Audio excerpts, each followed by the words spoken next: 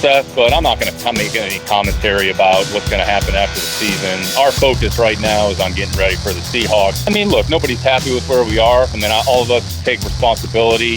Quite frankly, none of it's been good enough. We haven't played well enough. We haven't coached well enough. I haven't done a good enough job from the team building perspective. We've had, I would say, pockets, but the bottom line is collectively, we haven't all performed well enough, and all of us have to take responsibility, and we're all accountable. I'd say the reality is, if I'm being candid, I knew that this was a pretty massive undertaking when I took over in January, that there was a lot of work to be done.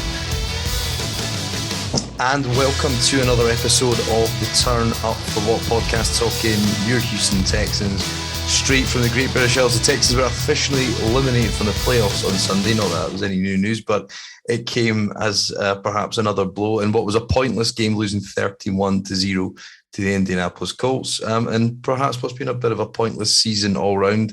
It's hard to piece this agenda together every week, I'm not going to lie, but hopefully to talk us through it and provide some context, as she always does. I'm delighted to be joined by Stephanie Stradley. Steph, how you doing?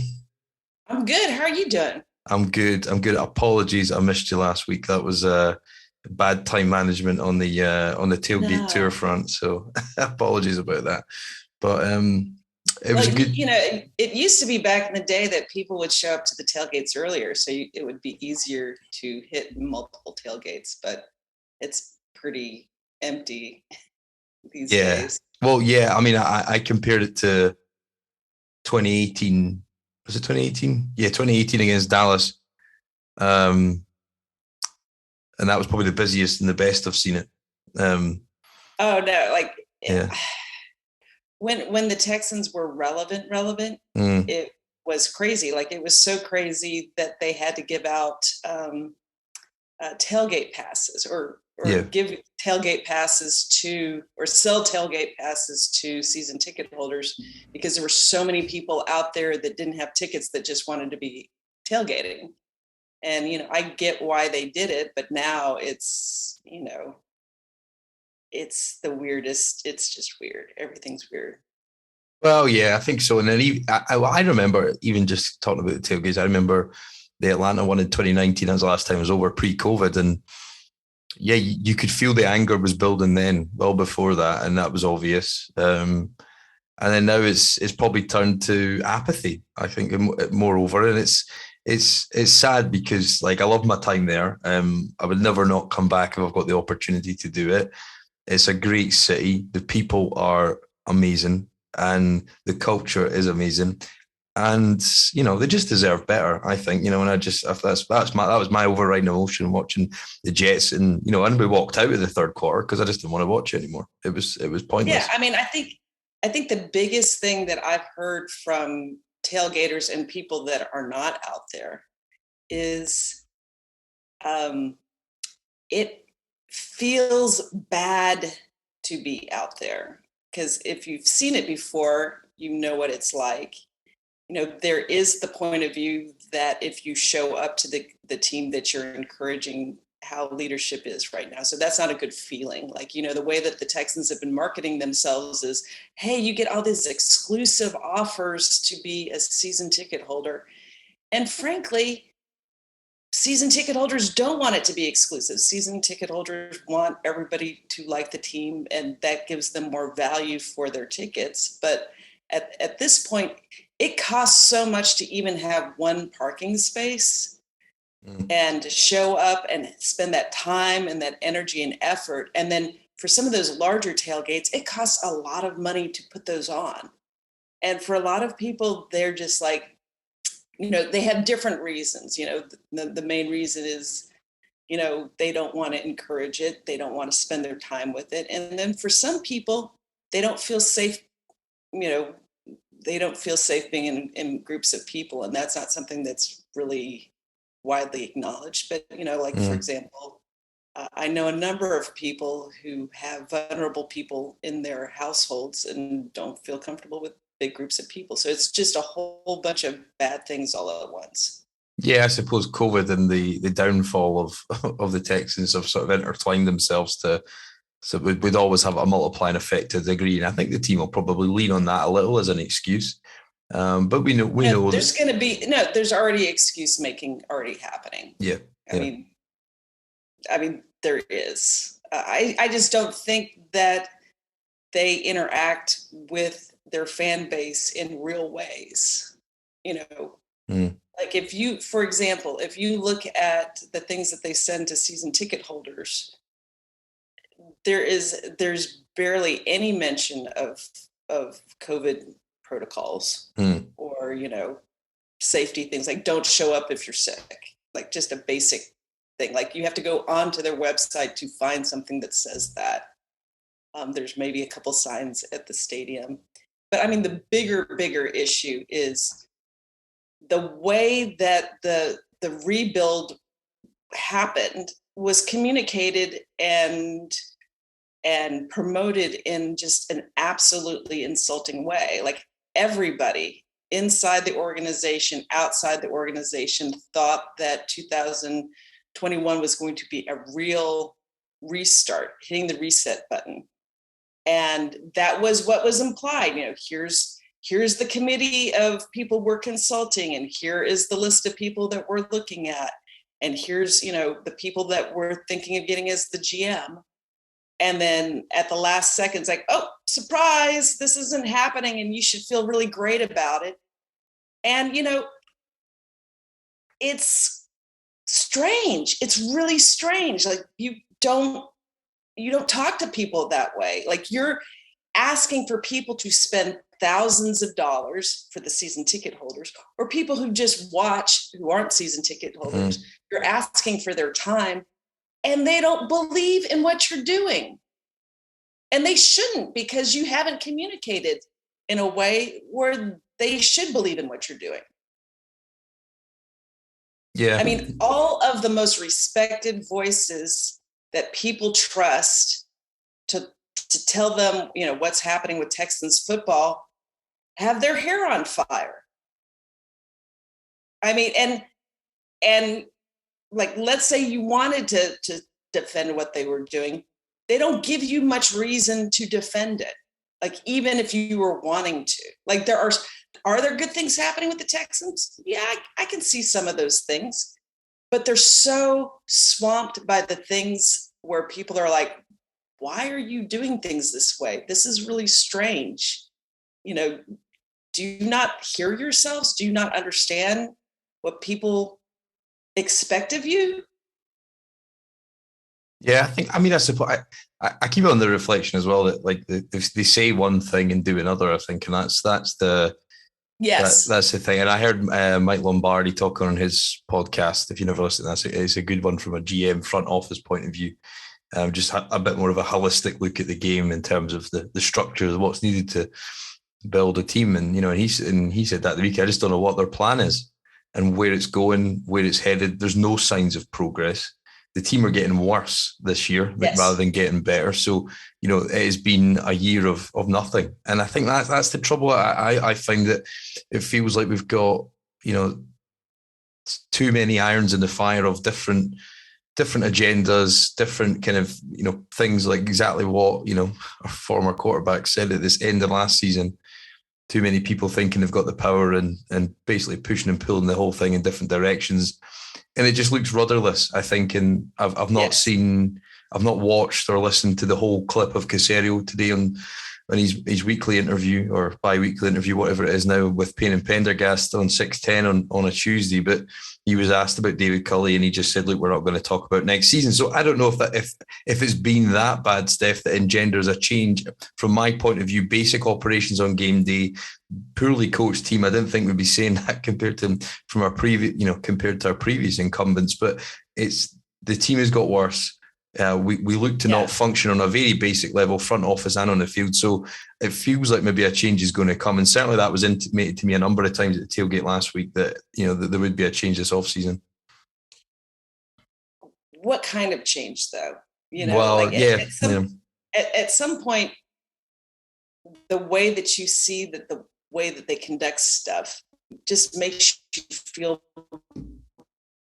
bad for everybody involved, that they have created a box themselves. Like, basically they have boxed themselves into a position Caserio came into the box not really understanding its nature. And a lot of it seems to kind of pander to what they think that leadership wants or that the McNairs want. Like, how do you structure a team the way that the McNairs want it? And I don't think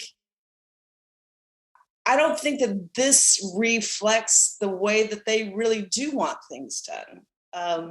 I just think that, okay, going back a little bit, the way it's been described to me by people that know all of the principles is just that when you're in that position, it's very difficult to know who to trust and who to listen to. Yeah. And, everybody at the top of this organization is new to the roles that they're in. Cal McNair was at his father's side. He saw lots of things, but he was never the guy, right? Yeah. Nick Caserio, I've heard many great things about his abilities as it relates to the draft, but nobody has been in a situation where, like this, your starting quarterback has very serious allegations against him and all sorts of nonsense going on. So it's hard to deal with kind of the crisis aspects of the job when that's not been part of your job, and also the forward-facing parts of your job, because he owns this now, whatever it is.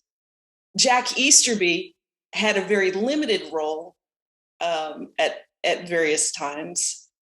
He had guidelines where he was in New England, like everybody in New England knew who the boss was, and he did whatever his role was there. And his background is, character coaching of an individual level, but not running a whole franchise.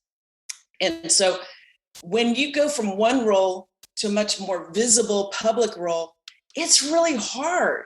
Like it's hard to get all of that criticism and not kind of conflate all the criticism. So you put, and the same thing goes with David Culley. David Culley had one role. Now he has a whole different role and different expectations for the role. And the way that this is structured is not workable. And what I was told when, the whole transition was happening is that some people just did not want to get into the Texan situation. Because of concerns that ownership would meddle and make things more difficult for them. 2, that Jack Easterby is too influential in the building, and that they, people did not want to be undercut by somebody who does not have a traditional football background.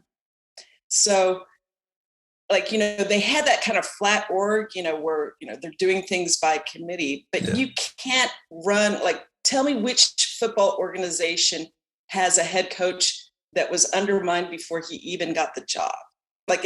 If we go backwards, think about when they were first talking about what are you looking for in a head coach? They're like, we want a rah-rah guy that, makes people want to run through a brick wall. Or, there's different ways to pick your head coach. And, you can pick an XO guy, or, you can pick, a motivator guy. Well, I mean, that's an insulting thing to say about the guy that you hadn't even picked yet. Yeah. You want the head coach to be somebody that everybody respects in his role, and not just as a motivator, but has a good idea of how they think that an organization should be run, not as a committee thing, but as this, I'm the dude, follow me, and this is the reason why. And you don't get that kind of sense of confidence from that. Like for example, Dom Capers, when he came into the Texans, obviously facing a very difficult situation, literally building things from scratch. He had a big old binder of how he wanted to do various different things. There is no coherent football philosophy for the Texans. You tell me what it is. Yeah, we don't have one. I think that's the problem, and it's obvious, isn't it? And yeah, and I think as well that you talked about a change. And what the change intimated to me was, and there's tailgate rumors, so you hear them all the time, so, and 99% of them aren't true. But they said Cully would take a step upstairs, and they would bring in a new head coach for next season. How much of the coaching staff would be turned over, it was a bit unclear, but it just feels like, basic stuff can't happen on a Sunday, regardless of the talent. And all those, fundamental building blocks of the organizational structure are detracting from those those roles, and are distractions, and they're not helping. But it feels like a change needs to happen. But as you said, whether it's not, and the confidence in the people that are there that are going to make those changes, and the people that are interfering, because I would suggest if I was a head coach, I would view the way in which Caserio goes about his business erring on the side of interfering when you consider it in the context of a traditional general manager in the National Football League. So it makes you worry. I think I watched, and I'll make a confession now, not for the first time this season, I didn't watch the game live on Sunday because I was just a bit fit. I've had enough, to be honest, of watching that offense. Well, and it's not, it doesn't look like football. No, yeah, it's not. Offensively, certainly. Defensively, you can see what Lovey's trying to do. There's just the talent's not there to execute what's a basic scheme. You just need as many great athletes as you can get, a top end but athletes. If they're on the field all the time, it's irrelevant. Yeah. And it's trying to find small positives, and it's trying to find small bits. And I think it's when you're watching that, it's tough to watch back and try to look at the stats. It doesn't read well, obviously. The scoreline, of course, does not read well. It was always going to be like this season. I think, and these were always going to be some of the dark days and the dark weeks that we're trying to process. Once we knew how it was going to be organized, for example, we, you can see that the defense is doing pretty well relative to how little help that they're getting on the offense. And part of that is, Lovey has been an NFL coach. He has experience doing that. When Gary Kubiak came to the team, there was not that much turnover in the offense, but the offense, even with David Carr, looked better because that's coaching. Coaching matters.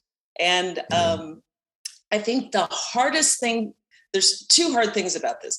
I think one thing is there is this view, and I'm pretty sure of this at the highest levels, that we should grow people into their jobs, that we can grow them into their jobs. But I think part of it is, you can grow people into jobs, but we're talking about $1 billion organization that if you don't do things the correct way, people get actually hurt. Like if you don't know what you're doing, you can get people hurt. Like tanking in baseball, it's losses. Tanking in basketball, it's losses. If you don't know what you're doing and you're putting coaches in positions that they're not well equipped for, or you're elevating players to positions that they're not well equipped for, or you're moving players around because you're trying to just try out stuff, or you have no chemistry with your team whatsoever because you just grabbed a bunch of guys, there are risks involved with that. Yeah. There are risks involved. Would you feel comfortable if you were a good wide receiver that you're not going to get crushed? Or if you're a quarterback, like Davis Mills has not started that many games in his whole college and NFL career, but he's the backup, and so that's what he's going to be doing. And thrown under the bus a little bit this last press conference about the failures that he had the last game, and the answer to that is he is, this isn't just tanking. This is for example, F1. F1 is a sport where if your team's not fully together, you can hurt people. It's not just that you finish last, you can hurt people. Yeah. So I would like to see more urgency, not growing people into their positions, but more urgency in having something that looks like NFL football. Yeah, no, I think so. And it's the theme of people being in positions they shouldn't be in, obviously, is there's one. And going back to your point earlier about, Well, and going back to what you were saying earlier about Caserio, I mean, it's not David Culley's fault that it was called Camp Caserio on Sports Radio 610. But where else in the league do you have the GM having such an outsized role? And the reason for it, I mean, it's good that he's more communicative than, previous GMs have been, not necessarily to his own benefit at times, because he doesn't understand some of kind of the context and history that Houstonians see when they hear some of the things that he says. But how would you want to come to a place where the head coach is so diminished and such a figurehead that 610, I mean, it's a choice of 610, not the Texans. 610 calls it Camp Caserio, and why wouldn't they? Alliteration. Yeah, well, yeah, it's more than that, I suppose, of course, because it's as I said it before, it's used the phrase overbearing, and it is, and there's my thought was every week when he speaks, do you think he'll take, when you bring a true head coach in, that you can see a 3 to 5 year plan, should you be blessed to be in such a position? But if that situation then arises, will he then take a step back and fulfill more of a predominantly what people would class as the traditional role? And I don't know if he will, because I think when you do that, he obviously sees that as the way he can add value. Doesn't get involved in other stuff. He's comrade that brought him here probably takes on a lot of that and probably doesn't do a good job. I'm guessing here, but I'm going to go out and I just don't think the way that the power structure is that the people at the top trust anyone. Yeah, paranoid. Would you go as far as saying that? Yeah, I think that there's some of that, and I think some of it is when you don't trust people and you're under fire. It hurts. Like, you're working so hard, it hurts when that's happening. But part of it is they have made things more difficult than they've had to. Like, they're having some of the same issues that some of the New England people have had when they left the Belichick fold and go to other places and realize and don't really realize kind of how context works with communications. That if Bill Belichick says something, it's heard differently than if somebody else says it. And he gets away with some arrogance because he's the man. Everybody knows he's the man. He knows more about much than any of us will ever know. Like, he's a subset of one, right? But when other people hear that, they don't hear it the same way. It sounds kind of paternalistic, like, oh, let's explain NFL football to you Texas rubes. And it's not intended that way, but the communication is more than intention. It's context. And so we have had the unique context of listening to Bill O'Brien since, he came to the team. And, he had pluses and he had minuses. But at some point, people got kind of sick of some of the New England touchstones. And so I think that there's this sense of, well, we're not going to be New England and we're not going to be Denver. We're going to kind of mesh things, but we're going to be everything all at once. And it's not a coherent football philosophy. Yeah. And really, the coherent football philosophy needs to be coming from the head coach. Like, I get why Houston, Texas, or the Texans don't want a super powerful head coach, because they just had that and it didn't work out well. But I mean, there's something between, the head coach named as GM, which was insane, to David Culley, who isn't what anyone wanted or expected in the rebuild, which is the guy who is going to define what the culture is for the organization. And culture has been kind of overblown as a thing, but part of that is the most powerful and influential person in the organization, comes from a character coach background.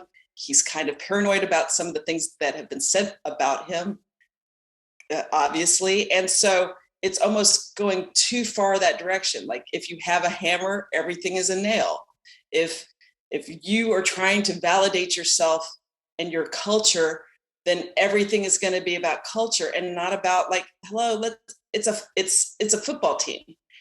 And I think some of the stuff that they don't recognize is, there's 20 years of history where there have been good things that the McNairs have done and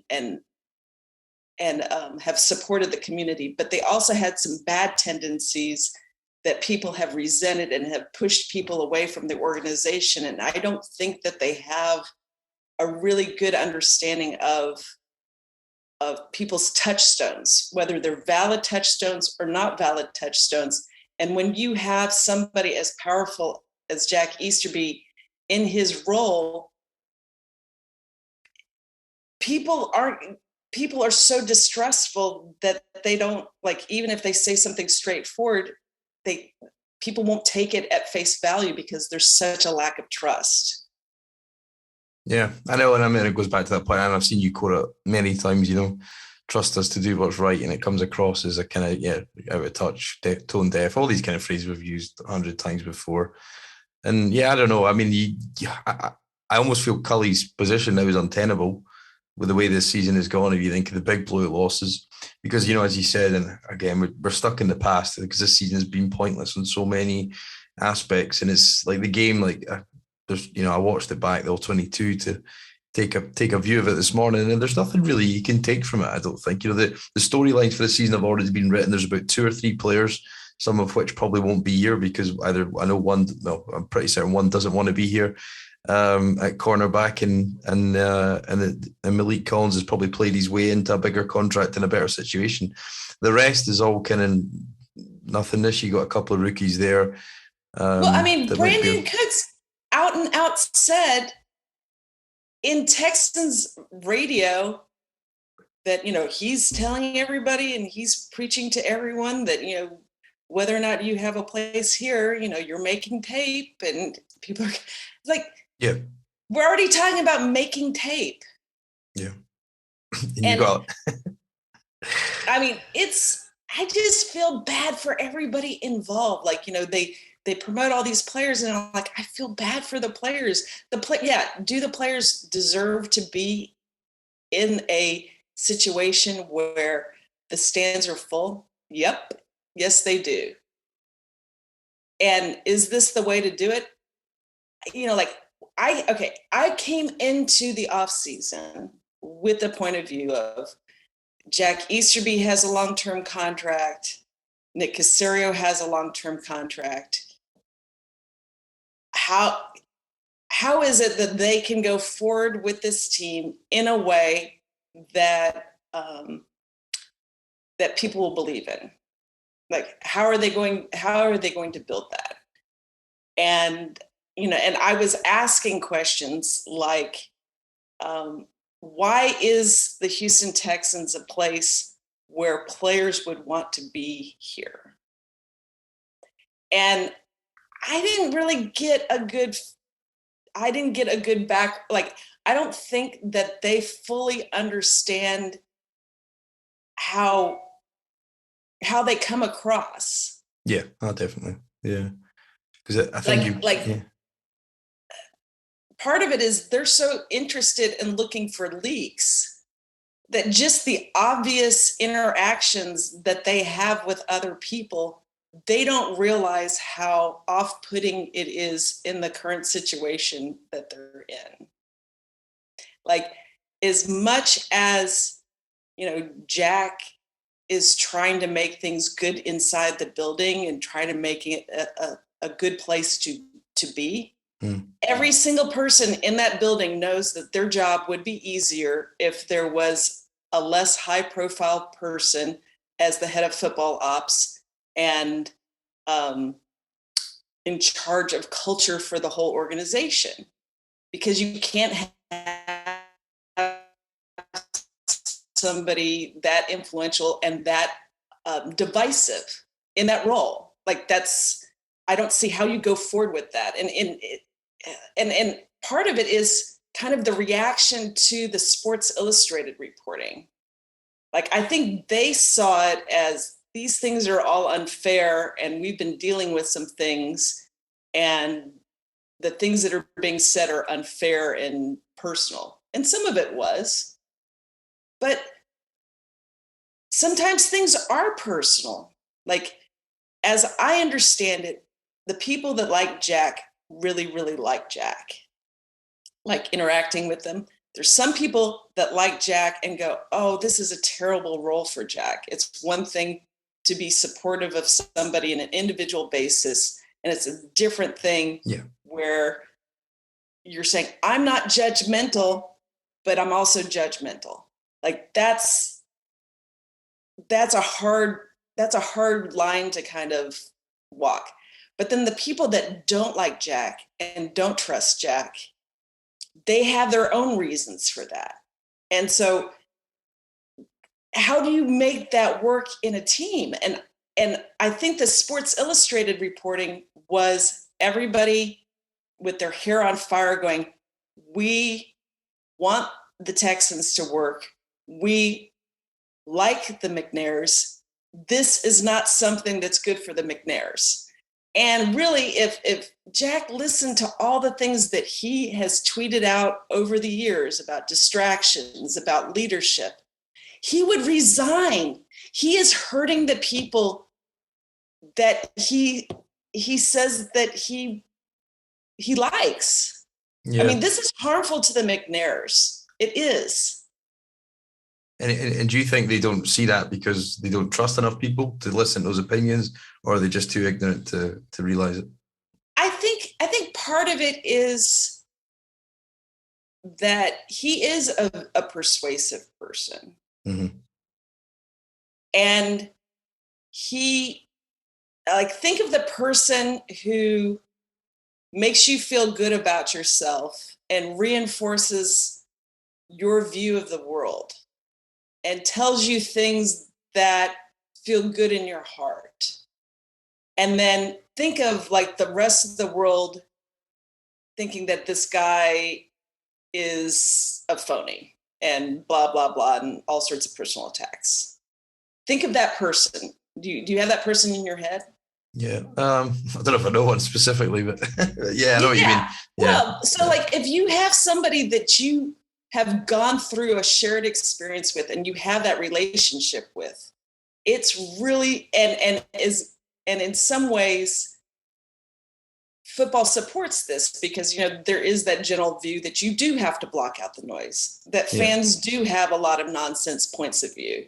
But this is not just fans. This is like people within the organization, people that interact with them. And part of it is just a different football sensibility that, you know, there are football code things, right? And there's football ways of doing things. And so when somebody new comes into an organization and is doing things that are kind of against football code or are one way to this group of people, but act a different way to this group of people, it's really off-putting. And it causes that kind of division. And I don't think it's repairable. Like, I was trying to think, how could this be, like, before the season? Because I could see this coming. Yeah. The original Caserio press conference, if you reread it now, I mean, it was insane at the time, and it was super insane now.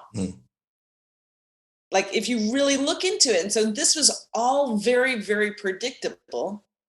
But, you know, there's the other part of the point of view, which is, you know, being a billionaire is weird. Like, it just, people don't engage with you in real ways sometimes because they want things from you, right? Yeah. And it's hard to know, it's hard to get a sense of what's real when you're in that position. It's just a very strange situation. So I don't know how they get past. I don't know how you could keep Jack in the building in any kind of role, because there's just such a lack of trust. There's this sense that he's going to stab you in the back. Yeah, it seems obvious, I think, for a long time. And we're just seeing all these mistakes and all these misplaced trust, I suppose, from ownership just manifesting itself every Sunday. You know, and you think when you watch. But I mean, part of it is like the way that the Sports Illustrated article was both of them were responded to. That they looked at the big picture issue, which this is a personal attack. And really what it was is you are saying things that are off-putting to people in ways that you don't realize. And was there any apology for that? No. Part of the response was, like, for example, there was the discussion of the speech at the end of the year that was like all pro Deshaun Watson, didn't mention JJ Watt. Yeah. And that people thought that that particular speech was weird and creepy, right? That was the implication from the Sports Illustrated article. And what was the response to that? Was it to apologize? Yeah. No. It was to say, well, some people liked the speech. Some people came up to me afterwards and said great things about it. And really, that's part of the Texans right now. The Texans are structured around flattery of the people who are above you. And if you flatter the people above you, then you're good. If you say truthful things, they think of you as the enemy. And, you know, it's been very difficult, me personally, to talk very directly about these things, because I don't, like, people are dealing with enough stuff right now. Like, football is supposed to be something that is uplifting to folks, and it's become not, because of just like, who is this guy? Why does he say the things that he does? Why do the Texans respond the way that they do? Why do they pretend like everything's great when it isn't everything's great for everybody? Yeah, I think it's funny when you say that, just a couple of points there. So, like, there's, for me, and I've been reasonably critical of Nick Caserio. I don't think what he's done this season has helped us in any really material way. If anything, it's perhaps hindered us to a degree into future years. But the way in which, obviously, there was the linkage between them, obviously the shared agents and all that kind of stuff. And then if you saw the interaction with Caserio with John Robinson pre-Titans game that was on the broadcast, I don't know if you saw that. To me, that just came across as weird, like body language, sort of like cripple over laughing. Like, nobody does that really, unless they're trying. I don't know. Like, I think a lot of these people know each other, and that's fine. Yeah, The thing that's more off-putting to me is his. You know, he has very much defined, like, the Houston Texans are this, right? And I don't see how his vision, as he has articulated it, looks like an appealing place for any player to want to come to the Texans, because in some ways, I don't think it's intended, but the way he communicates makes players sound like churn. Like, you know, there was like that thing where, you know, he was doing all these transactions, and then there was like this kind of thing on 610, like, oh, well, you know, if you guess the number of transactions, you get, you know, $100 from Caserio. Like, that's dehumanizing. Like, every time that there's transactions, those are people. Yeah, I never thought about that. People coming in and out of the building. And you know what? I hope that they're treated well. But I mean, the language that you use matters. And the way that he describes the culture of the Texans is, you know, team before self, you know, suffering and sacrifice, and no. It's like, yeah. You know, sure. Do people have to work hard in the NFL? Yeah, everybody knows that. The question is, why do you work that hard? You might be able to suffer and sacrifice for Bill Belichick because you know that he knows his stuff. Do you want to do that for the Houston Texans? Do you want to sacrifice your career for the Houston Texans? And it's not even his actual point of view, because when he was asked originally, hey, you have all these challenges, you know, with the Houston Texans, his response is, this is fun. This is fun. And the thing is, football is supposed to be fun. Anybody that spends any amount of time doing football stuff, they don't do it because I'm thinking of sacrificing and suffering. They're doing it for fun. now, is every bit of it really fun? You can make it fun, but if you want to win at the highest level, that's a part of it. And you could hear Brandon Cooks talk about his view of culture was about love and fun and doing things together to make something bigger than yourself. Like, that was a sensible approach to me. But it might be helpful to Nick Caserio to think of everything in kind of a monk-like way, and that everything is sacrifice and suffering. But 31 other teams have a more appealing, or not maybe 31, but more teams. Yeah. Some of them are very appealing.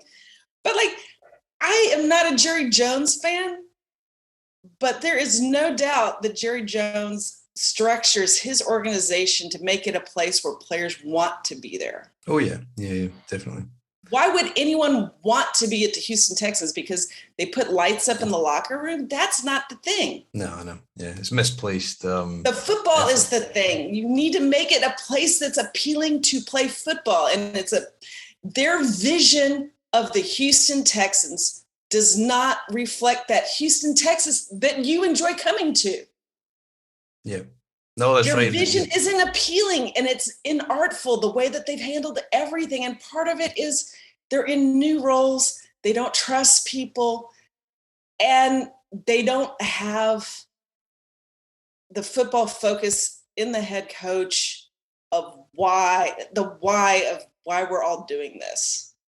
Yeah, because I think you've got a left tackle that you paid a king's ransom for. It's basically they basically admitted yesterday he's not really all that interested in playing, and he's going to sit out. Would you be interested in playing for the Houston Texans? No, and I don't blame him. But again, it's a byproduct of their culture. They've fallen out with Zach Cunningham.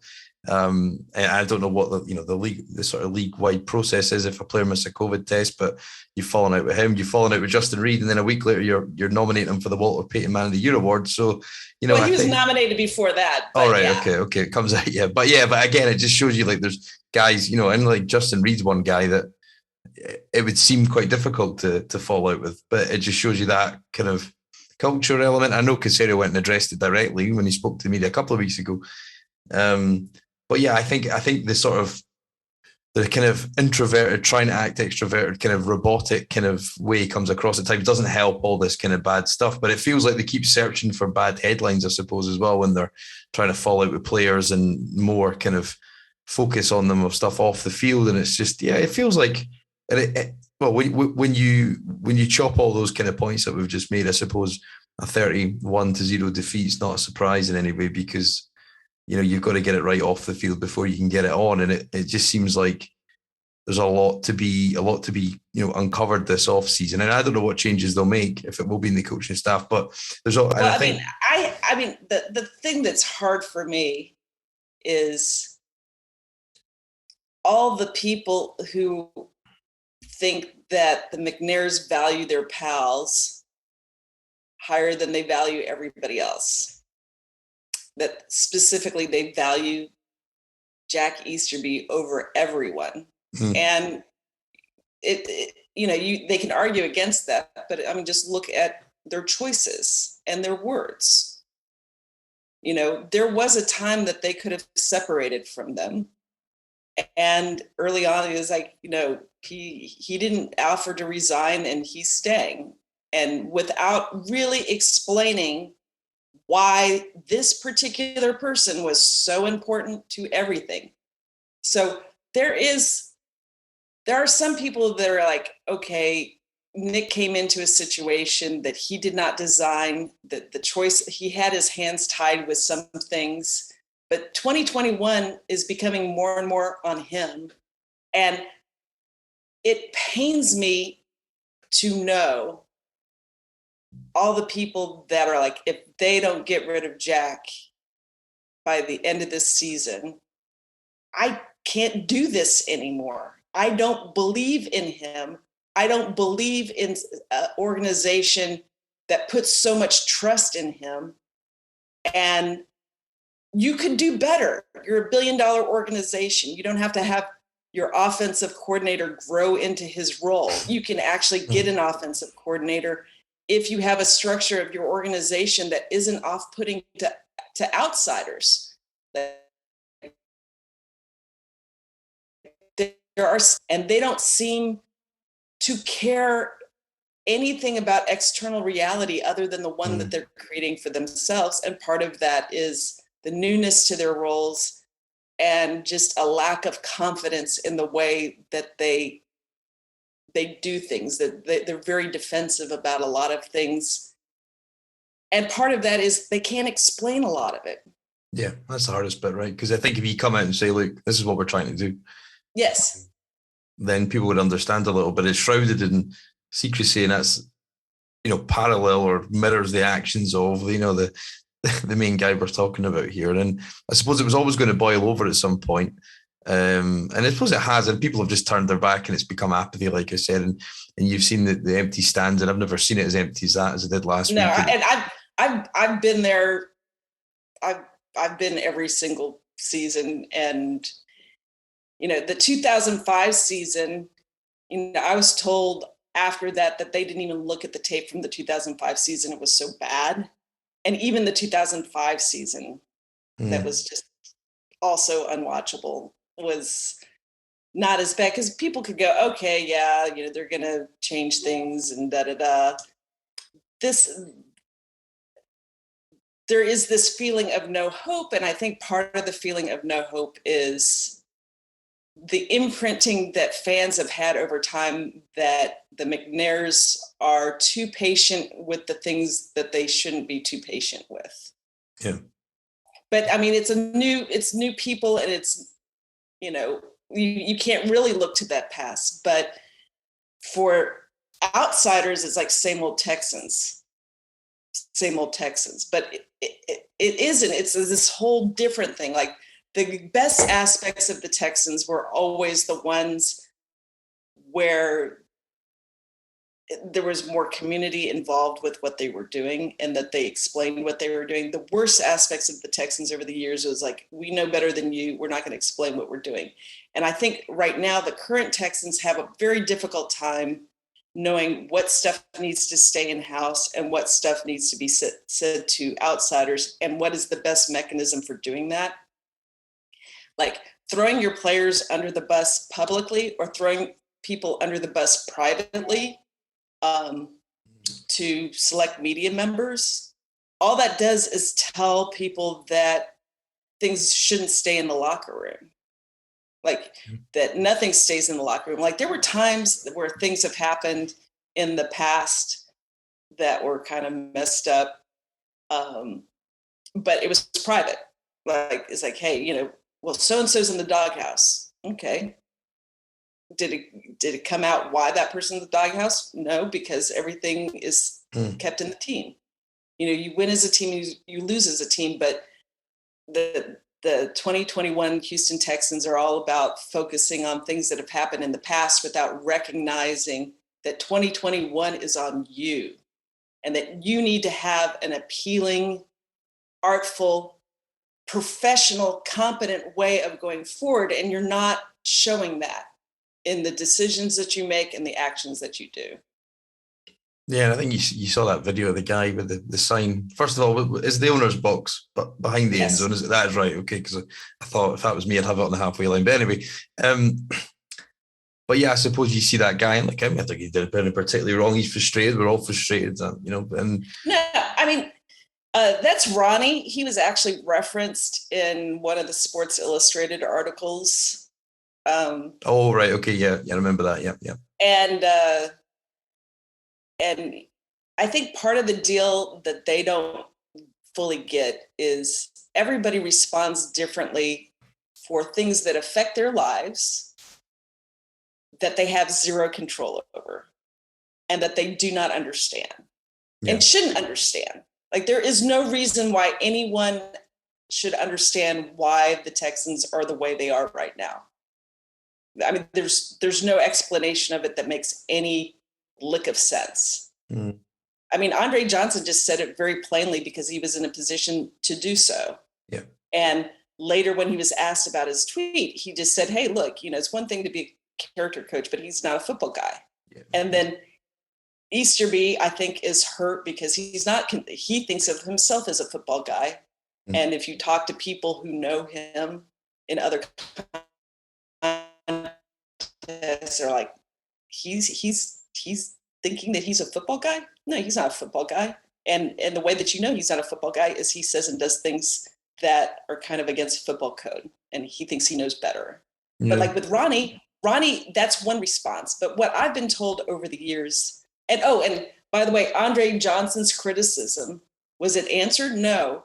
The only thing that McNair said was, well, Andre has passion. So he basically dismissed one of the more trusted voices, one of the people that he was allegedly, consulting about the new GM choice, that was kind of a strange process, but that's the process they put out there. He just dismissed it as passion. And what I've been told is, well, the team wants people to be passionate one way or another, that's engagement. And the thing that they fear the most is people caring less. But, frankly,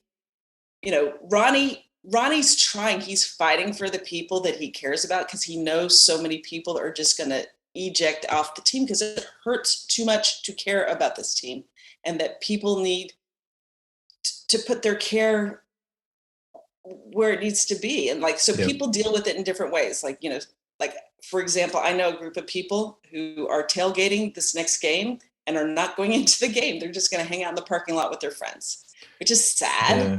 Like, that's sad. And then there's other people who are like, hey, look, this is above my pay grade. I support the team no matter what. And it's not the player's fault. And I'm going to be sorting. Like, there's so many different ways. And I've mentioned all this stuff in my pinned tweet, but people are trying to fight for the team. Like, we know what it was like to lose a team. And this feels like the bad Oilers days where strange things that are not very well explained and can't be explained are happening, and they feel abandoned by leadership. Like, I get that over and over again. Like, why is it that you care so much about this person who's off-putting? And it's not just, like, people are like, oh, well, the media is making this into a big thing. Like, media is using Jack as a distraction. And I guess people can have that point of view, but this is all that people can know of him. The Sports Illustrated articles that were not responded to, his own tweets, visually what they see of him, his interactions of stuff, the things that people that are trusted, that they trust about football things are saying about him, and looking at his bio. Just take his name off of it. If you had somebody who had that background and had all of those responsibilities listed on his bio, how could that be workable? Like, oh no, like, we don't know him as an individual, but if just the external of what we know, that's not tenable. Yeah, and it goes back to that accountability thing, right? So you've got, him more so the guy who co-signed the destruction of this whole thing, and then you've got. At this point, they're all blaming that on O'Brien. Everything is. Well, but that's easy. Everything is O'Brien's fault. Yeah, which is not a really great message for future head coaches. No, exactly, and then that's easy to do, but we all know that's not the case, because you had the direct depiction of O'Brien walking around his gay community or whatever it was, talking to Jack one side or the other of the road, to when he did that press conference post the hop trade and all that kind of stuff. But you've got him who's quite clearly not been accountable for the mistakes made. You've got an offensive play caller who's quite clearly not accountable for the lack of output. You've got a head coach who's quite clearly not accountable for some of the mistakes he's made. And then that all then falls on to a newly appointed overbearing GM who's, not necessarily been accountable for his. So I think there's going to come a point of change at some point, because they've got to try and change the direction of this, and you can say, okay, we can move on from Watson. We'll come on to one of the stories that come out about that.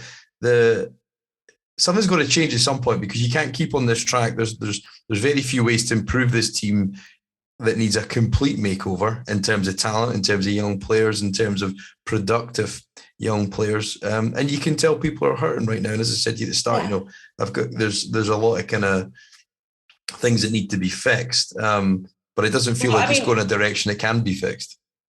I think a lot of it just comes to goodwill and trust. And, for any leader, if you are lacking in that much goodwill and trust, at some point you just need to say, this is not good for the organization. It's not good for me personally. It's not good for my family. This is not a good situation, and you need to resign. I mean, I've said that before, but like, it's pretty evident that. Yeah, it's an easy fix. Yeah. Yeah. I mean, if you're looking to create goodwill, the only thing that Houston Texans fans have wanted over 2 decades is to have credible people at all levels of their organization. The business side of the organization has had a lot of credible people that try very hard and are good at their jobs. The football organization has been kind of up and down, and they've, it's hard. It's hard to do that job, but this is so evidently not credible.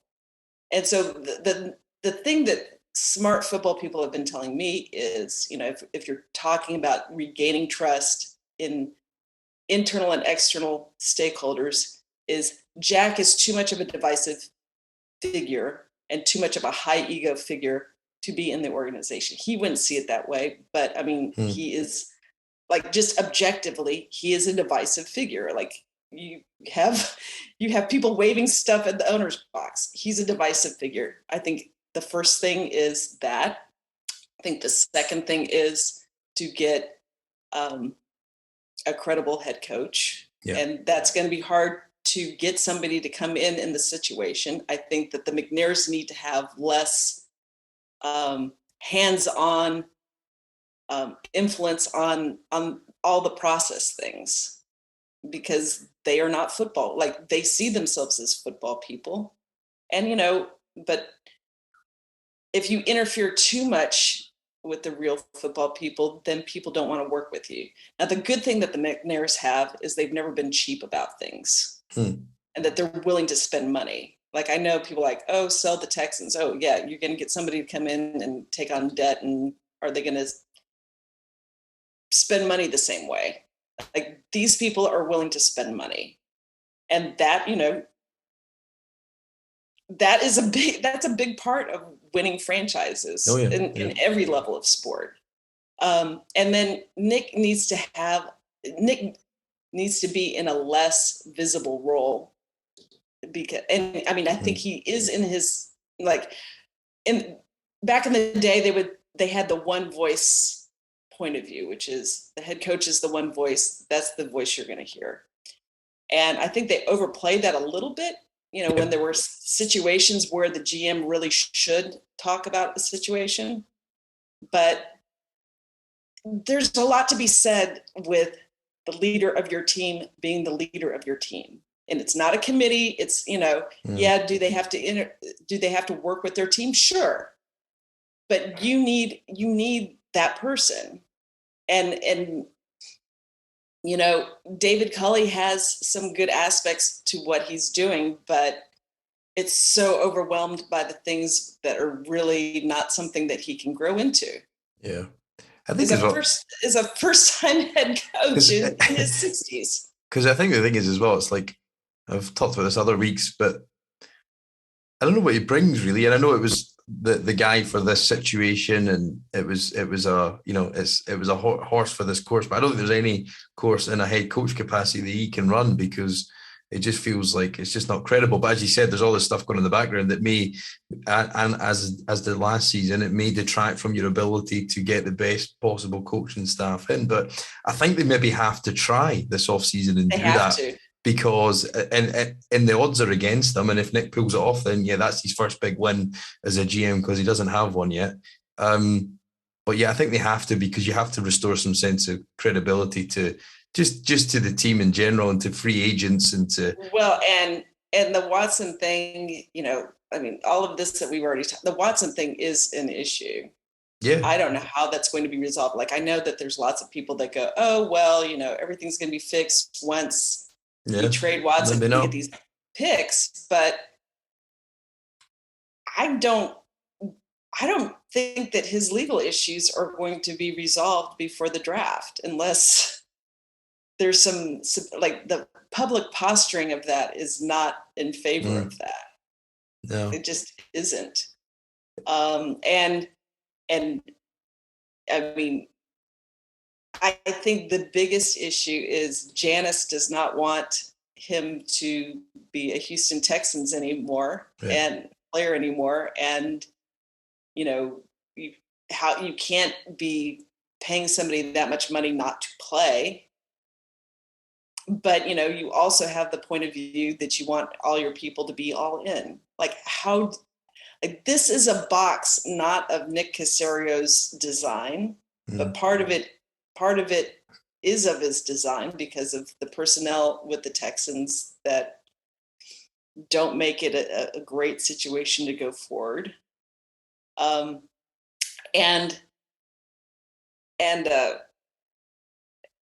You know, it's said to be a little personal between the McNairs and Watson. But like, really, it is weird to think that the Houston Texans want a whole bunch of picks back to take their problem, which is what really the current situation is until everything is resolved. And the legal timeline is not the same as the football timeline. It just isn't. And so I think people are making a lot of assumptions like, oh, well, he wasn't traded by the deadline. Well, he'll be traded before the draft when you know which draft spots are taken. That's a big assumption. Yeah. Yeah, because I think for the two timelines to align, it seems implausible based on what you've said, what a lot of people said about the backlog courts and everything. I saw a headline from Amy Dash, I think it was yesterday, it said that the prosecutors were likely to present a case to a grand jury in January. Could you explain that one for us then, for the layman's out here? Yeah, first of all, it's very strange to get comments from lawyers on ongoing litigation. Like they're really ethically, they're not really supposed to do that.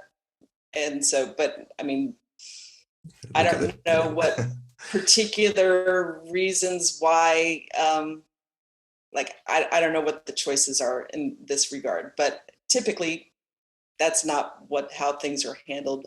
I will say that the grand jury process is just a way to get people to come in, like, you know, under, it's a way of investigating, I guess is the thing. So just because a grand jury is involved with a situation, that's not necessarily a bad thing.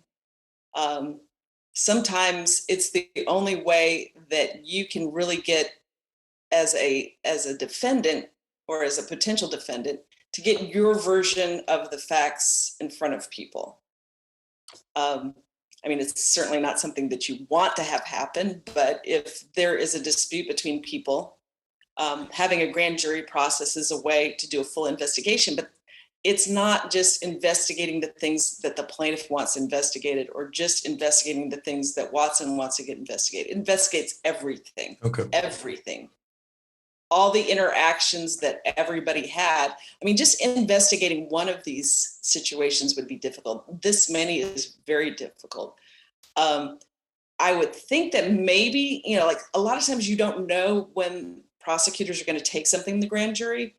I mean, I'm guessing from what I read that they think, you know, this might be the time frame because they're trying to arrange people's schedules. But I wouldn't want to put money on it. Like, oh, it's going to happen December or January based on interactions with witnesses. It could, but it could not. And the fact this is a grand jury, that's a criminal line, is that rather than a civil? Yeah, okay, so there's two, just to explain, the civil process is when you sue somebody for money. The criminal process is when there is the risk of, you know, prison, right? And so you have a district attorney who looks into that sort of thing and the police that looks into that sort of thing.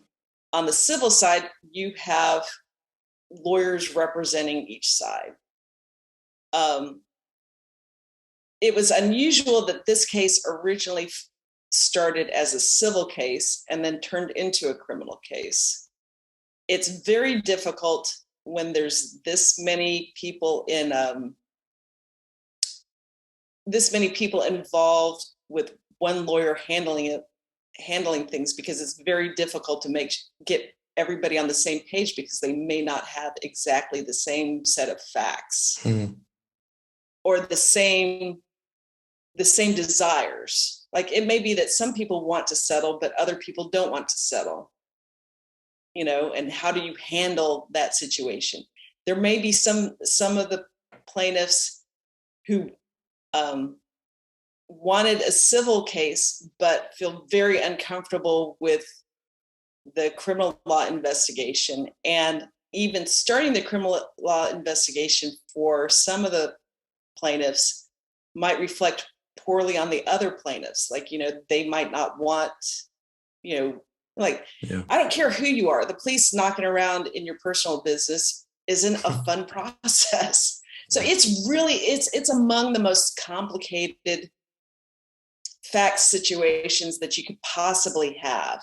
Like it is, because there's PR aspects of it, there is power aspects of it, there's the employment aspects of it, there's the reputational aspects of it. All of those things together make things difficult.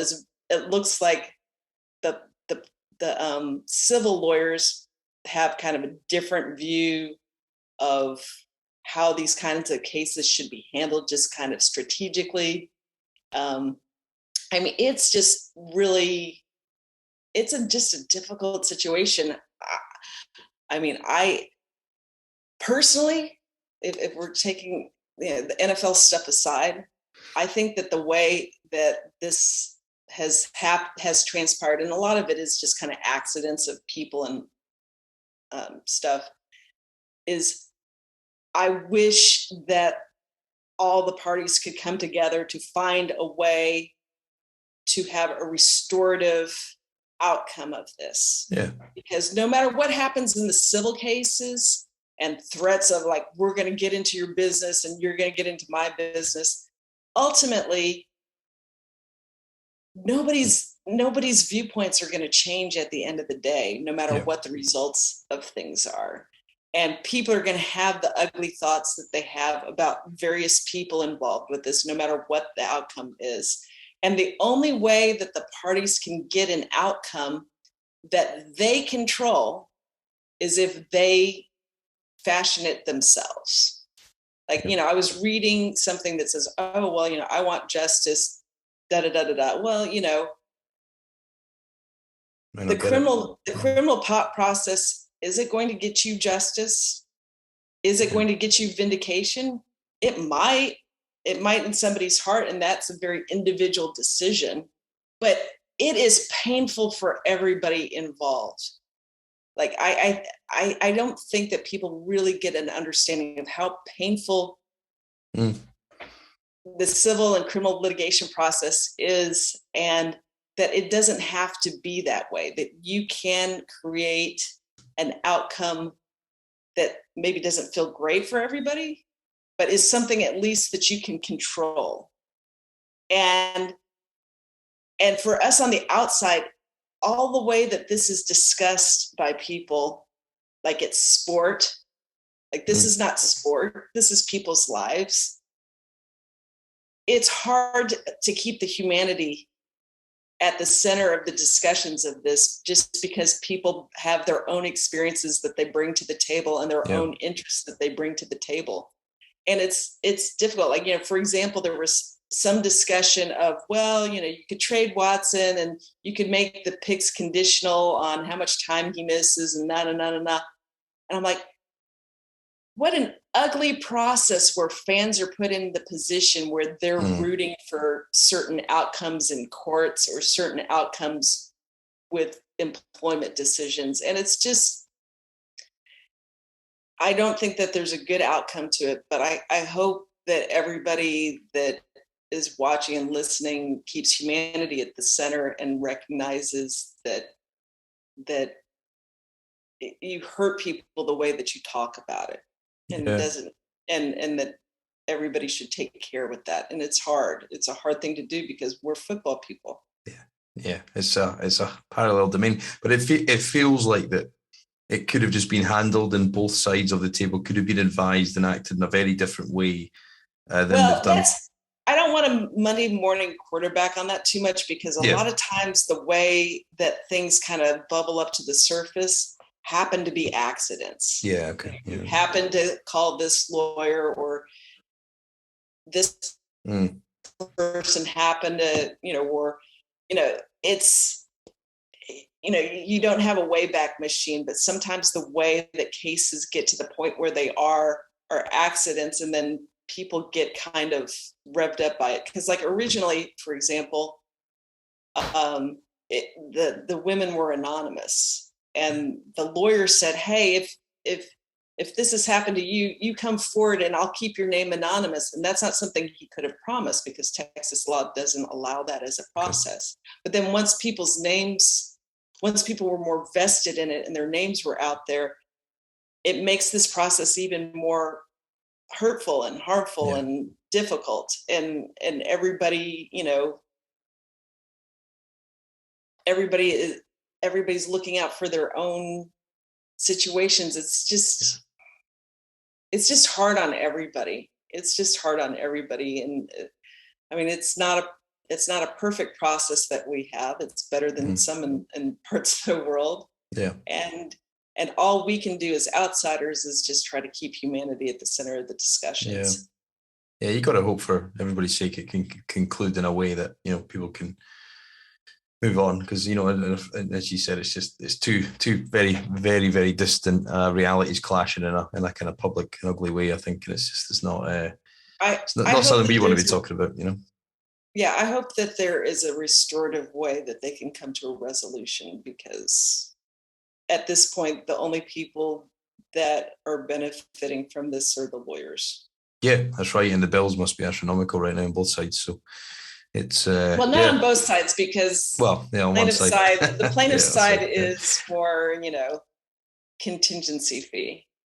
Yeah, I suppose. Yeah, and then you got a 38 million signing bonus that never played a down for this ball club, and I think that's the kind of odd background circus that's gone on, and that leads to an uncompetitive football team for the first time in its history. Bar a playoff defeat by Kansas City, didn't put a point up on a Sunday, and it's just that's not good enough. So hopefully there'll be some change to come. Steph, in terms of getting out of this, how would you see this playing out, or what needs to happen for us to, and I think really the timeline for me, I think now is probably 2023 to be a competitive football team, should things go the right way. And there's just 101 variables in there. But beyond the kind of stuff we talked about, how would you see progress? I have no idea, because, there used to be a way where you could project, okay, they're going to do this, that, and the other thing based on what they've done in the past. This is a whole new ball game. Cal McNair is a relatively new owner. You have the strange things with Watson. You have everybody kind of new at their jobs. We don't know who's going to stay and who's going to leave. We don't know compensation for Watson, or even if they can get rid of Watson. There's just so many different variables. It could be never. Not never, but no, it's possible. Yeah. Think of all the organizations that have gone out in the wilderness. Now, I don't like to think that would happen. I think that there are people in place that are trying desperately not to make that happen. But, there's entry and exit points for people, and, they need to rebuild trust. They need to rebuild confidence. I think that the way, if you look at the early press conferences for Nick and the Texans, it was kind of like, it was almost like a response to well, O'Brien was really powerful and would MF people, and we are going to be the good guys, and we're going to do things the right way, and we're going to get good guys in, and da-da-da-da-da. And it's like, okay, first of all, some of that language is kind of denigrating to the people that came before you. And secondly, the response to O'Brien being a strong head coach who had a lot of power isn't to get someone who has very little power and has completely the opposite point of view. Yeah. I think, I think the futures are infinite. It's the choices that they make now. If everything hit right, you could get a huge like, Nick Caserio is supposed to be good at finding personnel. If you can get the rest of the football infrastructure in a way where it's not off-putting, like, who is perfect enough to be playing for the Houston Texans these days? The team that is out of the playoffs, or I mean, like, no possibility of playoffs, and yet, needs to keep people out of games, discipline people out of games. Like, who is pure and good enough? Yeah. And like, who are the smart players, the smart, tough players who want to come to an organization where all the smart players, tough players in team history have rejected the approach that they're taking right now? Like, who is pure enough? Is Sir Galahad, the football player, about to come to the Houston Texans? I think that's Aiden Hutchinson in some people's eyes. Yeah. I mean, at some point they need to, instead of blaming, okay, everything was O'Brien and and we've lost our way. Yeah, they have lost their way.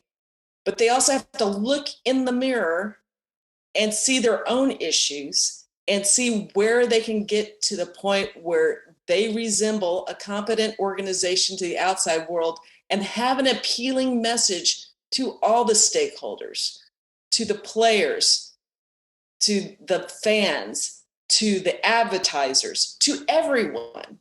Because the way that they've handled things is inartful and unappealing.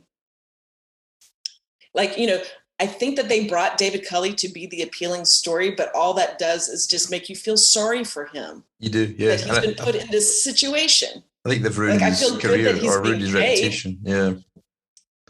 Yeah, it's almost like they've ruined not ruined his reputation, but certainly they've put a bit of a different slant on a career that was a sort of kind of widely accepted position coach, and now he's kind of stepped up above that. And it's a great retirement check, but I think it's almost done him a little disservice. And of course, there was no way he couldn't take the job because, it's probably his dream and maybe never thought it was going to be realised. But it almost feels that he's done himself a little bit with the service than perhaps he would imagine. I think the David Culley story is good for him, that he got the money, and, his basic nature is going to stay intact. It's just, there's been any number of good guys who've taken over NFL teams and have been A, out of their element, and B, put in the worst situation that you could be in, because anybody in that head coach spot with the organization structured the way it is would be undermined, just the nature of it.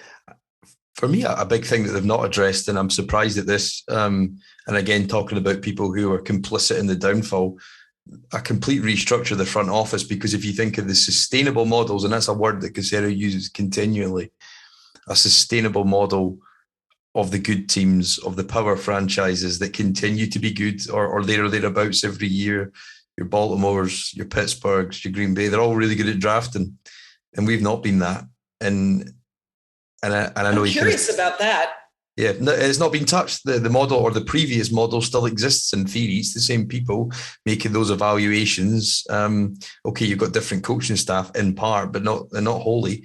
Evaluating players. So I would love to see a reprogramming of that function to make us better. But it seems like we're going into another draft this year with potentially more picks. We'll see. Who knows? But it feels like we're kind of going in not with our guns loaded in that sense. And I may be doing some people a disservice, but one of the big reasons why we're in that is we've just missed on many picks, and we've got out, got rid of talent, and the next generation has not come through for the large part. And I think part of it is it all goes together. It all goes, like, it doesn't matter what kind of picks you get if you don't have an offensive coordinator who can put together a coherent way of teaching it. It doesn't matter, right? Yeah. Like, there are very few players in NFL history that are good enough to overcome a bad situation. I call that the Andre Johnson rule. Yeah. Like, most players need a good fit, and they need a good situation and just a whole supportive team. And, the biggest problem that the Texans have had in their past is just the whole, okay, you get the player. Okay, sometimes they were failed by coaching. Sometimes they were failed by themselves. But sometimes they were failed by roster composition. Like, if you have year after year of not having a quarterback, I mean, that reflects poorly on everyone, because if you don't have the guy, it's very difficult to run a functioning offense, and sometimes more so. And with their particular offense, there's so much involved with it that if you keep on churning people back and forth, it's really and you're having a difficult time teaching it. But yeah, no, I think like on the offense, so you're right. I think if there was only one change that could come about this offseason, if I could just watch a new offense next year with some revised talent, that would be a step forward, because it's got to the point where it is unwatchable, it's uninspired, it's not well taught. Well, like for example, there's the point of view, Texans running game, they need a bunch of new running backs. Well, yeah, you can get a bunch of new running backs from the draft, and that's a position that can excel at an early time. But the Texans haven't had a good running game since the Kubiak era. Arian Foster stayed with O'Brien for a bit, but you could tell that there was a difference where a lot of his runs were just his own individual effort versus running easy. Yeah, no, I think so. So yeah, there's a lot to improve. I think there's a lot to kind of churn over. What's your kind of expectations for the last few games of the season? Is it just go a little bit further into that tank in of the last 5 games, or are you expecting much? Yeah, I'll get hurt. That's just see more of the rookies and hope that they don't get hurt, and hope that they're put in good spots and not asked to do things that are difficult things to do that are beyond everybody's capabilities. Yeah, that's right. I think you want to see guys put in positions, get some tape out there. Like Titus Howard. Yeah. Let Titus Howard be a tackle. It just seems so obvious, doesn't it? Just like it's just Yeah, they're smarter than everybody. Yeah. Like who cares? Who cares what actual offensive linemen say about this stuff? Yeah.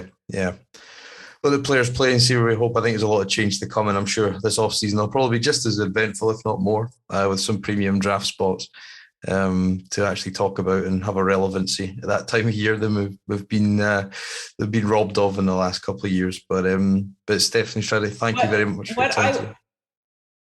I'm glad to have this time, and I just hope for all of our sakes that the people who want to like the Houston Texans have more reasons to like the Houston Texans, like real reasons, and just that the whole situation's healthier. I hope that more than anything. Yeah, they've not made it easy. I think I've got to go away now and make peace with a certain defensive lineman that didn't like some of my tweets this morning. And we'll see where we get to that. And but thank you everybody for listening. Thank you to Steph for her time. We'll keep sticking with it. We'll keep trying to make sense of it, trying to find new things to talk about. But the central issues remain as this team tries to climb out a bit of a hole we're in right now. And it's a pretty bad place, but I feel like, we'll get there one day. We've got to persevere. It'll be worth it when it comes around again. But Steph, thanks for your time.